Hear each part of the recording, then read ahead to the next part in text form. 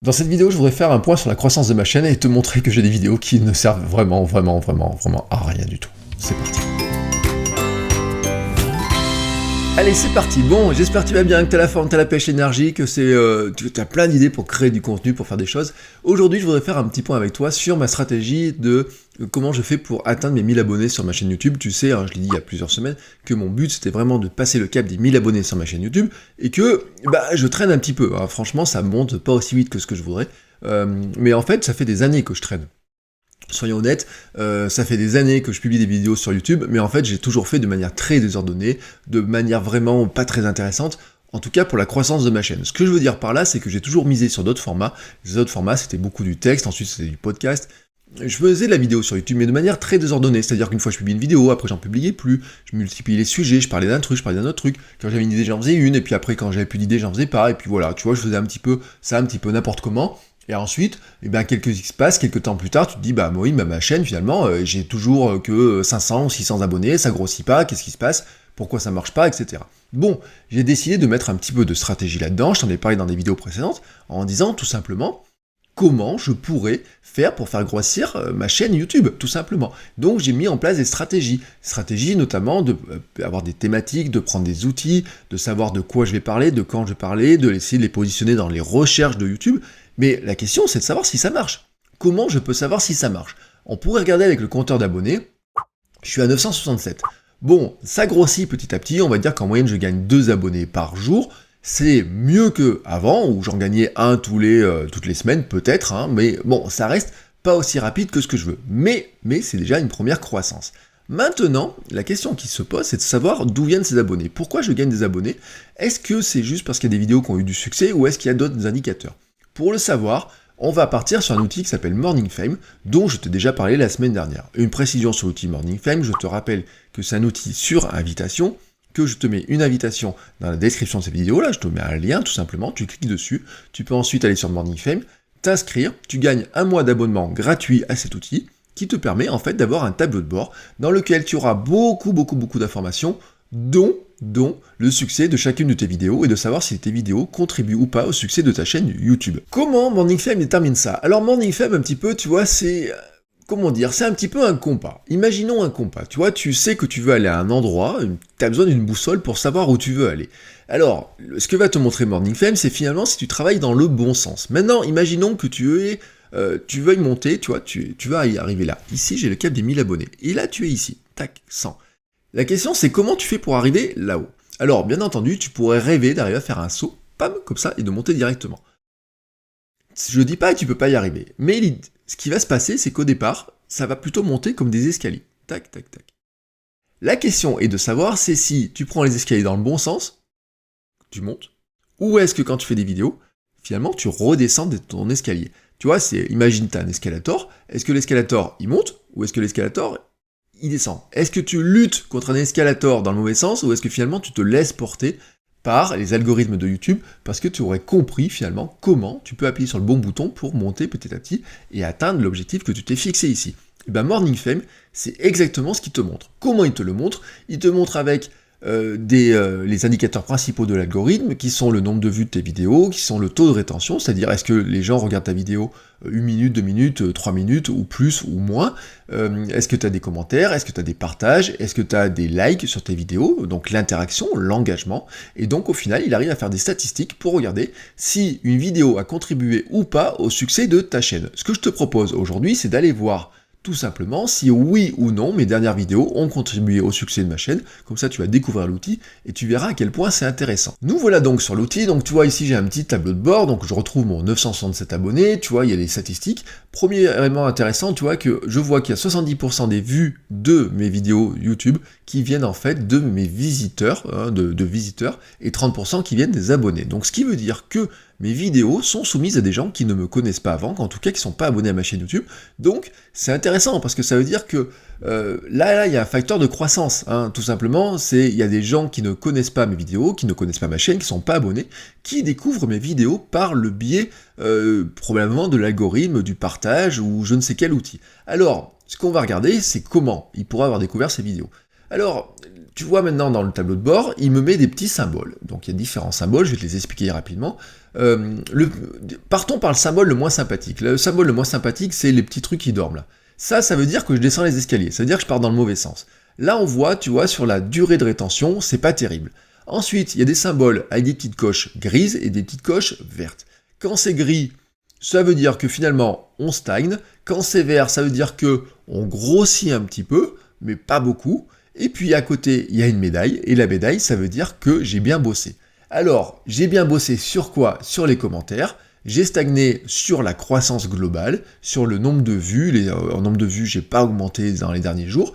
Sur les statistiques, sur les likes, c'est relativement stable, hein, tu vois. En moyenne, j'ai eu 11 likes par vidéo, c'est un bon chiffre. Là, vraiment où ça a augmenté, et tu vois, c'est entouré en jaune en plus, c'est sur les commentaires. C'est pour ça que j'ai la médaille entourée en jaune. Ça veut dire que c'est plutôt sur une tendance à la croissance. Maintenant, ce qui est intéressant, c'est que Morning Fame le montre vidéo par vidéo, et c'est ce que nous allons regarder tout de suite. Par défaut, Morning Fame, ce qu'il fait, c'est qu'il classe les vidéos, il prend la plus récente en premier, tu vois, il les classe dans l'ordre de publication. Donc la vidéo que j'ai publiée il y a quelques jours, il vient de calculer, alors il les calcule tous les samedis matins, en fait, il fait un bilan tous les samedis matins, de voir les vidéos qui ont marché, qui n'ont pas marché, et on va regarder qu'en fait, bon, cette vidéo, en termes de vues, elle fait que 44 vues, ce qui est pas beaucoup, mais par contre, il considère qu'elle peut être intéressante, notamment parce qu'il y a eu des commentaires. Donc cette vidéo étant récente, forcément tout est entouré en jaune parce qu'il y a de la croissance, donc là c'est assez logique, mais pour lui il y a un potentiel intéressant grâce aux commentaires. Ensuite, si on passe sur les vidéos suivantes, comment écrire la description, une bonne description pour son vidéo YouTube, 58 vues, hein, alors c'est une vidéo qui est un petit peu plus ancienne, il l'aime bien quand même, tu vois, il trouve quand même qu'elle est intéressante parce que le taux de rétention est assez intéressant. 4 minutes 41 sur une vidéo qui fait 13,55, ça fait 34%. Il considère que c'est un taux de rétention qui est assez intéressant. En tout cas, on va voir plus loin que c'est pas seulement le taux de rétention qu'il a regardé, parce que si tu regardes la vidéo suivante, tu vois ici, le taux de rétention, il est de 47%, mais 47% d'une vidéo qui fait 7 minutes 21, ça fait que 3,28.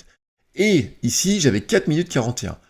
Autrement dit, ce que Morning Fame analyse et ce que l'algorithme de YouTube analyse, c'est finalement le temps que les gens passent sur tes vidéos. En fait, YouTube ne calcule pas seulement un taux de rétention, c'est-à-dire le nombre de personnes qui vont regarder ta vidéo jusqu'au bout, il va regarder le temps passé sur ta vidéo. C'est le fameux watch time. Le watch time, en fait, c'est le nombre de personnes qui regardent une vidéo par le temps qui regardent la vidéo. Plus le watch time est intéressant, plus ça veut dire que les gens passent du temps sur la plateforme, et plus ça intéresse YouTube. Donc ce qui les intéresse, YouTube, hein, les fondateurs de YouTube, les créateurs de YouTube, ceux qui gèrent YouTube, c'est finalement que les gens passent le plus de temps possible sur tes vidéos.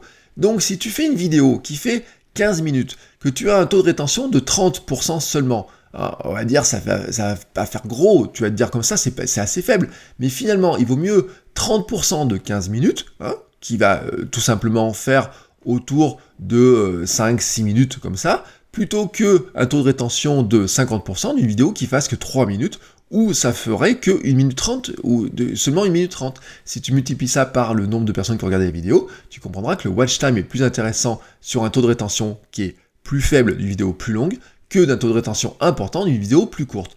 Bien entendu, si tu arrives à cumuler les deux, c'est-à-dire avoir un taux de rétention important sur une vidéo longue, pour toi, probablement, l'algorithme va te dire que sa vidéo est vraiment très intéressante et qu'il va la montrer à plein de gens. Grâce à Morning Fame, je peux regarder toutes les vidéos, de savoir si les vidéos ont été intéressantes ou pas, et donc vidéo par vidéo, je peux savoir maintenant si elles ont été pertinentes. Alors bien entendu, il faudrait que je fasse une analyse d'après les sujets, on va regarder en fait en nombre de vues, les likes, les commentaires et autres, et on voit tout simplement qu'il y a des vidéos qui ont aidé la chaîne à grossir, tu vois, ici celle-ci crée du contenu que ton audience va aimer, celle-ci elle a permis à la chaîne de grossir, celle-ci, confinement vraiment offert, elle a vraiment aidé la chaîne à grossir, tu vois, c'est vraiment très intéressant, où j'ai partout, tu vois, pratiquement partout, des belles étoiles. Donc celle-ci, elle est intéressante en tant que telle. Mais en fait, est-ce que c'est la plus intéressante? C'est ça la question qui va se poser, c'est est-ce que ça reste la plus intéressante? Pour répondre à cette question, on va aller voir une vidéo qui est plus ancienne, qui a 4 mois maintenant. Cette vidéo, en fait, c'est sur un appareil qui s'appelle le Elgato Camlink, c'est l'outil qui me permet de brancher mon appareil photo sur mon ordinateur et m'en servir comme webcam. Donc si je descends, on va aller chercher la vidéo, hop, elle est ici. Et là tu vois qu'en fait, il y a plein de petites étoiles, hein, de petites médailles. Ça c'est super intéressant. Bon, on voit que le watch time, hein, la rétention est pas terrible. Bon, elle est un peu plus faible, 36%, pourtant d'une vidéo qui fait 8 minutes 24, c'est une vidéo qui était assez courte, je pense que c'est ça qui joue en fait dans l'histoire. Mais en fait, tu vois que tout le reste, c'est des oui, ou des oui, des oui, des oui, des oui, des oui. Et ce qui est intéressant, c'est que cette vidéo-là, tu vois, elle a 4 mois. J'appuie sur le bouton Full Stat, il va me donner en fait les statistiques plus détaillées, et là vraiment c'est un élément qui est important, je vais te montrer vraiment ce qui est intéressant dedans. Cette vidéo a fait 973 vues, dont 294 dans les 7 derniers jours. Ça te montre que finalement, cette vidéo qui a 4 mois a désormais plus de croissance qu'elle en a eu dans les 3 premiers mois de publication, ce qui est assez intéressant. En fait, au départ, quand je l'ai publié, il n'y a pas eu grand monde qui l'a vu. D'ailleurs, il y a un chiffre qui trompe pas, hein. Il n'y a eu que 51 abonnés qui l'ont vu, cette vidéo, tu vois, plus ça dans la semaine, il n'y a que 51 abonnés qui l'ont vu. En revanche, elle a été vue par 834 visiteurs qui ne connaissaient pas ma chaîne. Donc c'est en fait vraiment un critère de croissance. Et vraiment dans la semaine, 273 nouveaux visiteurs ont vu cette vidéo, donc m'ont découvert par le biais de cette vidéo-là. Et ce qui est intéressant, en fait, quand tu regardes dedans, en fait, c'est que après ça fait un watch time qui est intéressant. Ça montre aussi les commentaires, tu vois, dans la dernière semaine, vraiment les indicateurs ici, tu vois. Là, c'est vraiment un point intéressant, ce qui explique en fait que cette vidéo sert vraiment de croissance pour la chaîne pour l'instant. On pourrait dire que probablement, YouTube a compris que cette vidéo était intéressante pour des gens qui se posent la question sur cet outil-là. Comment ? Parce qu'il s'est rendu compte que des gens sont tombés sur la vidéo, ont apprécié le contenu, l'ont regardé, ont mis des commentaires, ont mis des j'aime, et petit à petit, elle remonte dans les classements. J'ai pas vérifié dans YouTube, hein, c'est en faisant une recherche, mais probablement dans les classements, quand on fait une recherche sur cet appareil-là, elle est bien mieux classée qu'elle ne l'était il y a quelques semaines, et même peut-être qu'il y a 10 jours tout simplement, parce que c'est ce qui expliquerait la croissance de cette vidéo dans ces derniers jours.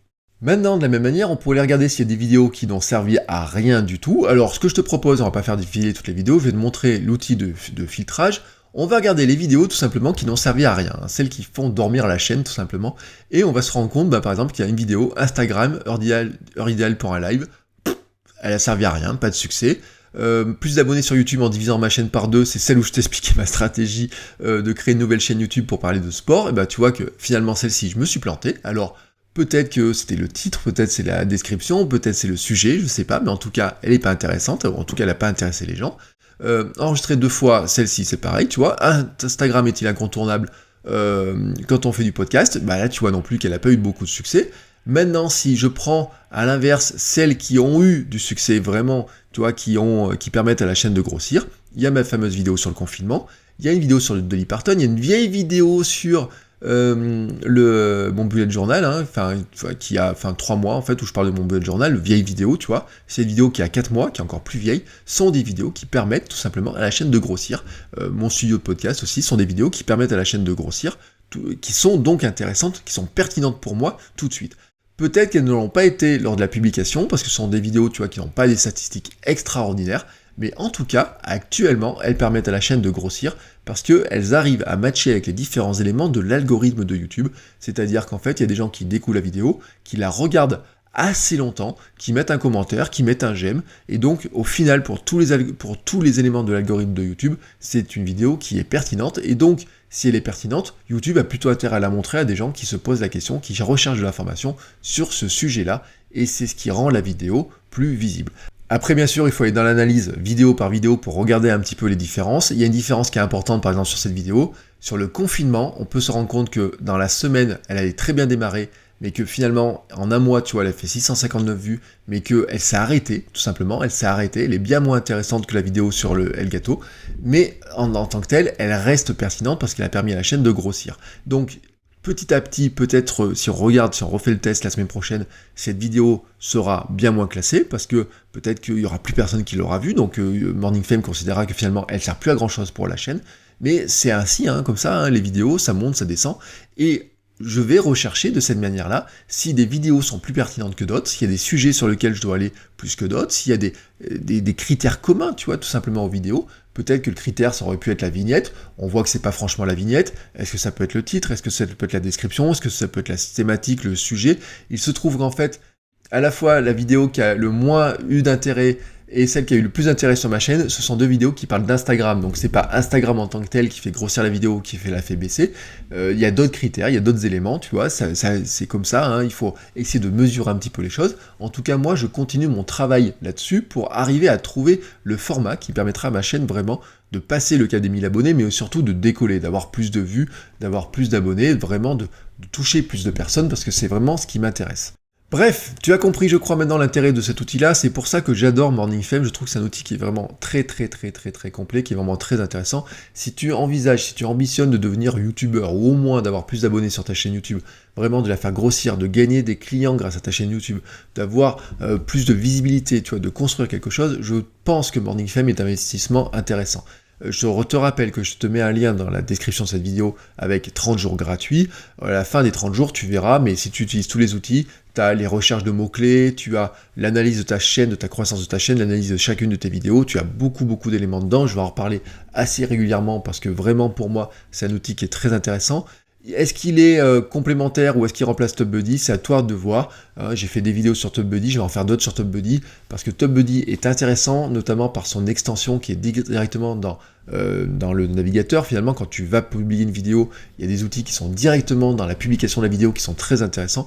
Mais je trouve quand même que Morning Fame, sur l'analyse de ce qui se passe et sur essayer de trouver les sujets dont tu dois parler, est vraiment plus pertinent pour moi que TubBuddy, je le dis très clairement.